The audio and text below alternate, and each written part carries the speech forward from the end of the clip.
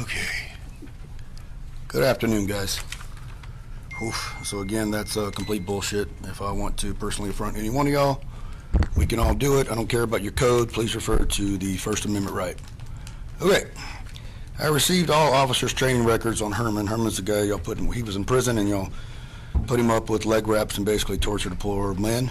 With that said, the training records were not released from APPD. Y'all refused to give them to me. We all know why. Now, I have limited resources, and I still investigated this better than any of y'all sitting up there, and y'all didn't even really try, huh, Randy? Here's the facts. All officers were trained on body cam and body cam policy. Mr. K-Mac came inside that room, did not have his body cam on. That is against policy. Not a single officer was trained on the leg restraint device that they utilized, against policy.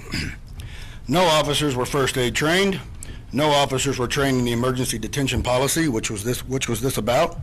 Herman was suicidal, injured by officers, didn't receive medical treatment, was left exposed, and restrained by cops who had no training. APD decided to self-audit themselves and found themselves not guilty. Way to go, Aaron Jones, for stepping on us, right? That's your officer. I guess he follows your rules, huh, Pound Cake? Now, the policy. This is the APD's policy. General criteria for supervision. If an individual believes that he may be suicidal, which this guy did, the officer shall ensure continual direct supervision. Officers cleared his room, removed his blankets and his bedding because they knew he was suicidal. They did not follow this procedure. Initiating temporary custody. The officer should specifically ask if the individual is contemplating suicide. They did that. And he said 7 times, "I'm suicidal." When they do that, you're supposed to get him evaluated for suicidal intent. Y'all didn't follow policy. Kudos, Pound Cake. Suicide attempt, death, or serious injury. Immediate request of emergency medical. Well, y'all told me he was going to be seriously hurt because he stood on a toilet. Y'all didn't follow policy. Way to go, Pound Cake. Release and transfer. Any known threats of suicide or medical condition, it must be documented. There is no documentation of suicide. Didn't follow policy. Training, suicide prevention. Not a single officer was trained on suicide prevention. Thank you, Randy, for investigating that. Not. Emergency detention policy. This is the policy you're supposed to train your people on.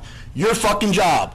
Your job to make sure he does it. Both of y'all failed at it. It's your job to get rid of these people. Voluntary evaluation. If the person desires for emergency detention, the officer should transport the person to the appropriate facility that is conducted an evaluation and admit the person as per policy. Policy was not followed. As you can see, Randy, I am not a liar. What you, Chief Blanchard, and Officer Jones have done is despicable and unprofessional. Y'all covered up abuse of power. I expect council to do something about it, maybe get Texas Rangers involved, but you won't do it because you're all corrupt except for Jason Knight. He's the only person sitting up there that didn't violate any constitutional rights. Mr. Lawyer? No, we're going to go to Mr. Bill. Hope you get that fixed.